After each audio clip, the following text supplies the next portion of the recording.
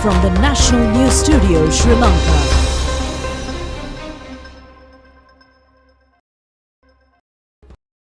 Good evening and a very warm welcome to the national news on Rupavahini Channel I. I'm Dilanjali Anand. Joining me is Charita Miripurarachi. And these are the top stories which have made headlines for tonight.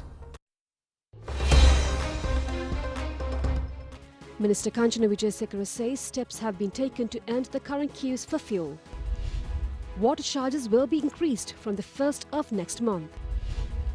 The UNICEF organization says Sri Lankan chaotic situation is a warning to the entire South Asia. It further points out that children in poor families were the most affected by the crisis. A special program for security at the Ratmalana railway workshop following threats from thieves. Regularizing of three-wheel passenger fares in the Western Province from the 1st of next month. 4 suspects in connection with the shooting incident at the Mount Lavinia courts have been arrested. The Moderna company accuses the Pfizer company. Now for those and other stories in detail on your top story. Minister of Power and Energy Kanchana Vijayasekara says measures have been taken to end the long vehicle queues formed at filling stations. And meanwhile, the instructions have been given to distribute additional stocks of all types of fuel throughout the island in the next 3 days upon evaluation of the existing fuel distribution system. Long queues have been witnessed at many filling stations throughout the island, including in the Colombo city. Our correspondent says some filling stations have been closed, stating that not receiving fuel stocks. Minister Kanchana Vijayasekara in a Twitter message says shortcomings in the distribution process, delays in unloading and the delays in payments by the filling stations have resulted in the creation of vehicle queues once again. The Association of Lanka Petroleum Private Tank Owners Association says that shortcomings in the tankers have not contributed for the fuel shortage.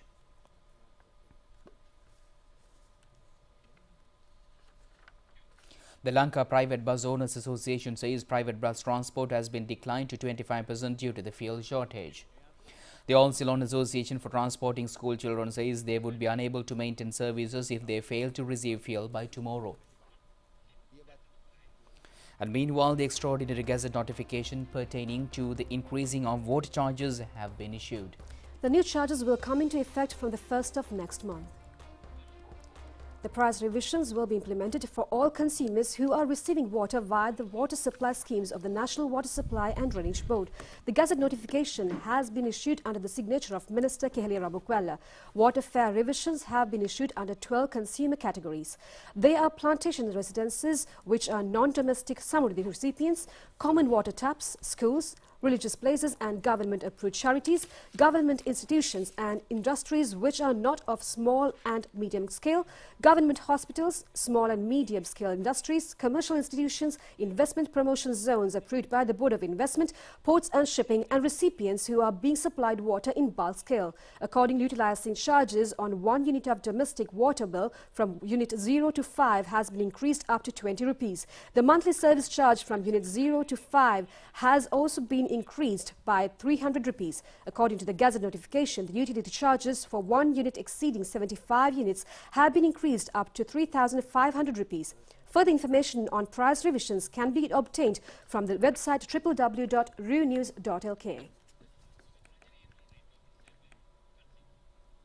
The UNICEF organization says that the most pathetic and chaotic situation faced by children of Sri Lanka is a warning to the entire South Asia. UNICEF Regional Director for South Asia, George Laye, expressed their observations in this regard at the media briefing in Colombo yesterday.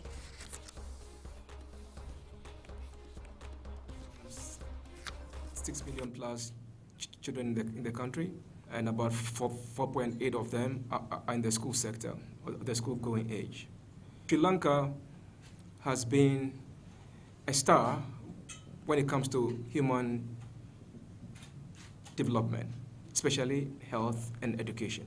So as the country goes through a combination of crises, we all have a responsibility as partners, and we, as UNICEF, we're asking the international community to pay particular attention in a way that the gains, especially in health and education, do not go down. This is the strength of the country. It's taking decades of investment, and these gains are important because the country has been an example to others.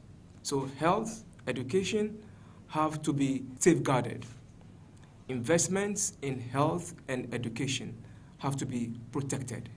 And we all have a responsibility, and therefore I'm inviting the international community to pay particular attention to this, that any discussion should not compromise investment in health and education. In the context of this progress that has been made in the country, there are still some gaps. And those gaps are beginning to show themselves more and more as the country goes through a crisis. One such gap is the unfortunate incidence of malnutrition, especially among children. Sri Lanka, you might know, globally, Sri Lanka is number 6 when it comes to the situation of malnutrition of children, especially child wasting. And child wasting, if it gets, it can get to a moderate level, but it can quickly get to a severe level, and that can lead to the death of a child, or it can lead to a lot of damage to child growth and development, including the brain development. So Sri Lanka, pre-crisis, was not in a very good place on this issue of malnutrition. It was number 6. So our concern is that with the rise in prices, with the challenges in the food sector, with the pressures on family income, with the pressures on parents, this could exacerbate an already serious problem with child wasting. And we all know the impact of COVID, especially on the schooling of children.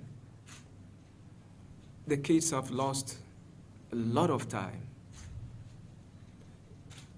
We are in a space where we should be talking about catching up in the curriculum. We know the impact of these when kids lose time in school, how it affects their progress, eventually how it affects human capital formation, an essential component of economic growth. So catch up from the COVID days, plus reduced investment in education is of concern. Again, we have to expand all opportunities for children to catch up in learning. This is not just a rights issue, this is an investment issue, because it has a direct link with future growth, economic growth for the country. So I've singled out nutrition. Now I'm talking about education, because these will form the backbone of the next wave of development for the country. Now, opposition leader Sajith Premadasa says no room will be left to deceive the general public of the country once again as in the past. He was addressing the Nikavaratya electorate meeting today. Opposition leader Sajith Premadasa said that he would like to tell the people of Nikavaratya that they know how to resolve the problems in the country. He added that they are not telling lies. It would take at least 5 years for the country to go back to the situation that had prevailed in the year 2019. Sajith Premadasa added that, however, the big gang of thieves would come over their area tomorrow or the other day after and promise to fulfill their problems within 6 months. He added that when they make such utterances, the people should be a little more careful in listening. They should ponder whether these parties have funds from North Korea or from Cuba. We have been deceived in 2019 and also in 2020. We should not be deceived once again. He added that we must have confidence with ourselves. The SJP leader further said that if they are unable to resolve the problems, they would not be handling into the portfolios. He added that they have the fear and shame within them. Sajith Premadasa also said that the different groups extended the carrot in front of them, they should not go behind it. He also said that they are always thinking on the 22nd million population of the common people in the country. Representatives of several political parties have expressed opinions on the present situation in the country. MP Mano Ganeshan said that we should acknowledge the fact that MPs of the Pohottua party have more opportunities of representing the cabinet of ministers because they have the majority and they are youngsters in the Pohottua party which should be given ministerial portfolios. They are also senior members who have not committed wrongdoings. Mano Ganeshan has named persons such as Ramesh Pathirana. The country should go for election and seek a fresh people's mandate. Former MP Navin Dissanayake said that the people's problem should not be viewed through a close angle. He said that he is of the view that Ranil Wickremesinghe is a person who is now able to bring the country out of the crisis. These may be shortcomings. He also seemed that people's only a few months ago and already good signs have emerged. The People's President has attempted to create an all-party government with the support of all. Navin Dissanayake further said that he is not aware of the would join such a government and would keep it away. He also said that Ranil Wickremesinghe is a politician with a 40-year experience. He has expressed hope that President would be able to form an all-party government, but added he is not sure whether the SJB would join such a government, but other parties may join. He added that the problem could not be resolved through a mere look theory. The outcome of measures should be visualized beforehand. He also said that believes that 90% of the Sri Lankan population endorsed discussions with the IMF. He also said that the believes that a pact with the International Monetary Institute is necessary. He added that he expects in Sri Lanka the signs an agreement with the IMF in the first week of next month. Now, Minister of Transport Bandula Gunawardena says a special program will be prepared for the protection at the Ratmalana Railway Workshop. The site is comprised of 34 factories extended in an area of 34 acres. Threats from robbers have been posed on the location. The minister, participating in a fact-finding tour of the premises, has instructed the implementation of a new security plan to be jointly conducted by the police and the railway department. Minister Bandula Gunawardena said that outsiders sneak into the premises and rob the properties in the 34 factories located in an area of 30 acres. The Ratmalana Railway Workshop is a multi-million rupee national treasure. He added that a discussion was conducted today on the establishment of an appropriate program to prevent robberies at the workshop. He further said that today's inspection tour would help to set up a special program to safeguard these properties through joint collaboration of the Department of Railways and the police. The Department of Meteorology has issued warnings on thunder showers and strong winds. According to the Met Department communique, thunder showers accompanied with lightning may experience in the Sabaragamuwa province and also in the district of Kandy, Nuwara Eliya Gol and Mathara.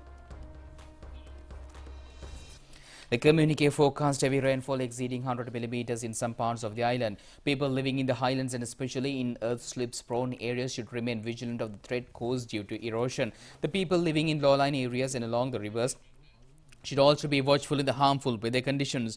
The Department of Meteorology informed motorists travelling in mountain areas to be careful in driving. A request has also been made to minimize accidents caused due to the thunders as well as due to falling of trees and electricity cables. The department also requests the general public to focus attention on further weather reports issued by the department and to seek the assistance of disaster management officials in an emergency situation.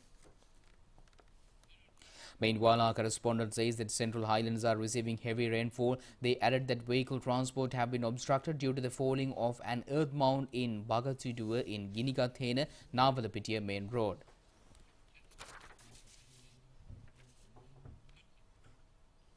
And meanwhile, the Western Province Road Passenger Transportation Authority informs that regulation of three-wheelers engaged in passenger transport in the Western Province will commence on the 1st of next month. Procedures relating to registration are to be conducted via online. It is hoped to introduce a permanent charging system by resolving all current disputes pertaining to fares of three-wheelers. Chairman of the Road Passenger Transportation Authority, Prasanna Sanjeeva, said that there are 350,000 three-wheelers operating in the Western Province. He added that by now they have identified how many of them were engaged in passenger transport. He added that their aim is to give professional strength to the workforce. Therefore, a regularization program will get underway. If the present quota is 4 litres of fuel, it would be adequately used in the day's transport schedule. He added that bus fares have been revised and in the similar manner, new fares will be fixed for three-wheelers as well. Four persons who were suspected to have assisted in a murder committed at haircutting salon in Kehelbadara in Gampala have been arrested. The police special task force have taken suspect into custody along with a pistol. A raid has been conducted by a group of STF in the Gampaha Police Division yesterday. It was conducted by a group of officials headed by IPHPMS Veerakodi on the instructions of Assistant Superintendent of Police H.M. Kirti Vijay Singh under the direction of SSP J.R. Senadira on the orders of Commanding Officer of the STF Attorney at Law Varuna Jayasundara. There was a female suspect among the group aged 23, 26, 28, 24 and 36, all residents of Gampaha. In addition, 9 mobile phones, a motor car, a revolver-type pistol manufactured in Sri Lanka have been apprehended.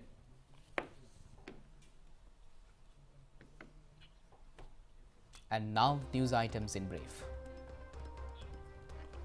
Senior committee member of the Sri Lanka Ramanja Mahanikaya, Venerable Kappadiyagoda Sri Vimala Thera, has been appointed as the new Annayaka Thera of the Sri Lanka Ramanja Mahanikaya. The appointment has been made by the Mahanayaka of the Sri Lanka Ramanja Mahanikaya, Agamaha Pandita Most Venerable Makulave Vimala Thera, through the approval of the Mahasangha Sabha of the Nikaya. The Paddy Marketing Board has purchased 500,000 kilos of paddy harvest in Yala season of the Vavuniya farmers. A kilo of Kiri Samba paddy has been purchased for 130 rupees, a kilo of Samba paddy for 125 rupees and a kilo of Nadu paddy for 120 rupees. Our correspondent says an additional amount of 60 rupees has been provided to the farmers as an allowance for packaging bag. 4 suspects who were believed to have been aided in the shooting incident at the Mount Lavinia Magistrate Court has been taken into custody. They were arrested according to an information received by the police special task force. The police says that 2 of the suspects were women. If others says and further says that heroic narcotic was found in the possession of the suspects. Resident says that the low cost of hanging barbed wire electricity fence erected to prevent storming of wild elephants into the villages in Alahara in Polonnaruwa has shown successful results. They have made these remarks when Minister Roshan Ranasinghe has visited the village recently. The Perahara festival of the historic Sabaragamu Mahasaman Devale is scheduled to be conducted with the people's participation. Prior to the commencement of the Perahara, an all-night Pirit chanting ceremony was conducted. The festival of the pageant, which begins tomorrow, will come into an end with a water cutting ritual on the 11th of next month. A 3-wheeler was subjected to an accident in Kalalgoda in Pannipitiya. The incident has been recorded in a CCTV camera in this manner. Chancellor Venerable Professor Kamburugamu Vajirathero has presided over the convocation of the Sabaragamu University recently. Degrees have been presented to 1,000 undergraduates who have completed the degree courses. A stock of cigarettes brought illegally to the island by Sri Lanka nationals who came into an aircraft from the United Arab Emirates via Oman were arrested by custom officials at the airport. The passengers were reported to have concealed the contraband smoothly in the travel bags. The market value of the consignment is reported to be around 10 million rupees.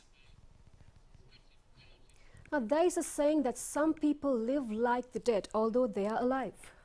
And we have received details of exceptional characters who have overcome the challenges of life through sheer determination and emerged victorious. This is the true story of such an individual.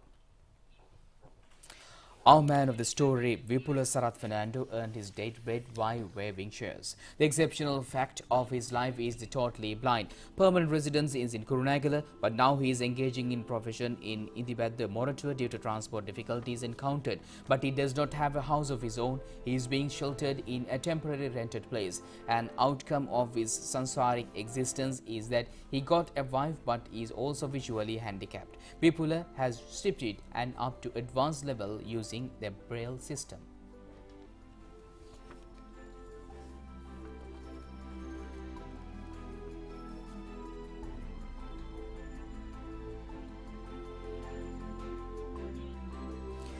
We have come because Vipula Sarath, through a note has placed in his Facebook, he has been engaged in profession of chairs weaving along with his wife for the past 20 years. Stay tuned for international news after this break.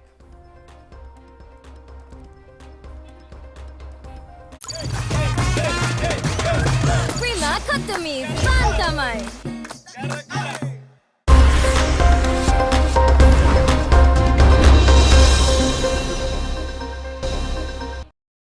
Welcome back with international news. And Moderna is using Pfizer and BioNTech over alleged infringement of its mRNA vaccine technology, pages the company announced today. Moderna Chief Executive Officer Stephanie Banchel in a statement said that they are filing stations of lawsuits to protect the innovative mRNA technology platform that they pioneered, invested billions of dollars in creating and patented during the decade preceding the COVID-19 pandemic. Moderna said in 2020 that it would not enforce its patients during the pandemic to allow for an unhindered public health response.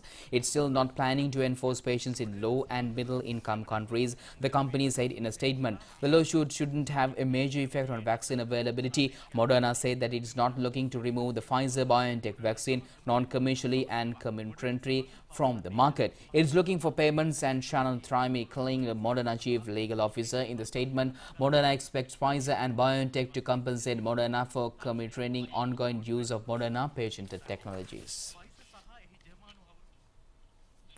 Now, the Pakistan government has declared devastating floods a national emergency after nearly 1,000 people and more than 30 million are without shelter as monsoon rains continue to last the South Asian nation. At least 937 people have died since mid-June, including 343 children, according to the National Disaster Management Authority, with large swath of southwestern province of Balochistan remaining submerged, bringing back the memory of the devastating 2010 floods. More than half of the casualties are from Balochistan and southern Sindh province, where 234 and 306 people died respectively amid record rains that have affected 500,000 houses across the country. Fida Hussain, a labourer from a remote village in Sindh, is grieving for his son who was swept away by the deluge. Prime Minister Shehbaz Sharif has postponed his official trip to the United Kingdom as he appealed for funds from the official trip-friendly countries and international institutions. Ukraine State Energy Operations said that there is a risk of radioactive leakage at Ukraine's the nuclear power plant, which is Europe's largest nuclear facility and currently under occupation by Russian troops. The Energoatom said on Saturday that Russian forces are repeatedly shelled the site is southern Ukraine over the past day, while the Russian Defense Ministry countered by accusing Ukrainian forces of the launching attacks on the plant. The agency said that as of midday today, plant operates with the risk of violating radiations and fire safety standards. Authorities began distributing iodine tablets on Friday to residents who have lived near the plant in case of a radiation leakage. Russia's Defense Ministry said that on Saturdays, Ukrainian forces had shelled the grounds of the nuclear facility in the last 24 hours. The Russian Defense Ministry said in a statement a total of 17 shells were fired, which 4 of which hit the roof of Special Building Number 1, where 168 assembles of U.S. Westingen's nuclear fuel are stored. The minister said that 10 shells exploded nearly a dry storage facility for spent nuclear fuel and 3 more near a building that houses fresh nuclear fuel shortage.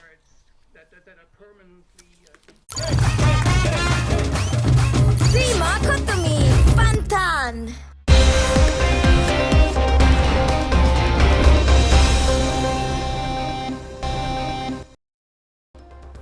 Welcome back. On sports news, we first heard from the international cricket arena, and the Asian Cup international cricket match between Sri Lanka and Afghanistan is being played right now in Dubai at the International Cricket Stadium.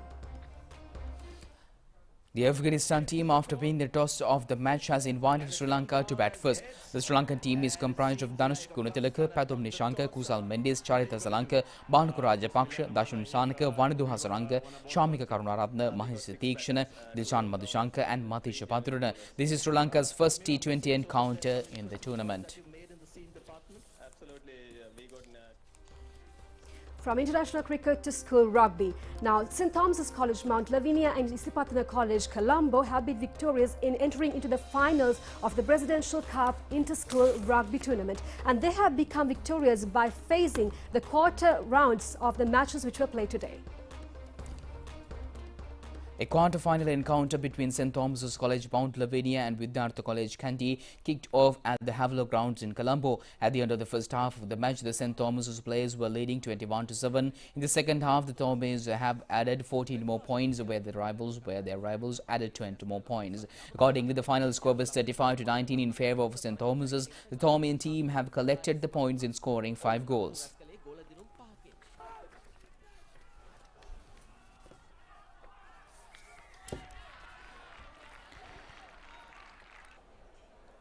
The quarter-final between Disipatana College and Dharmaraj Kandy were held at the Royal College grounds in Colombo. The Disipatanians have played magnificently from the beginning, while leading 19-6 at the end of the first half. The Disipatana team added 19 more points at the second half when Dharmaraj players have failed to secure a single point in the latter half.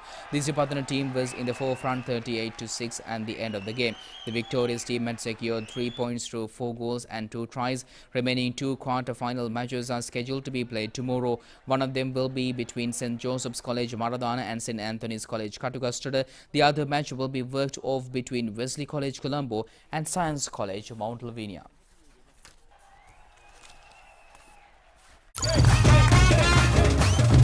Sima Kotumi Pantan. And that's all the news we have for tonight. Do join us tomorrow at 8:50 p.m. for the very latest on Channel I. I'm Delanjali together with Charita signing off. Good night. Good night.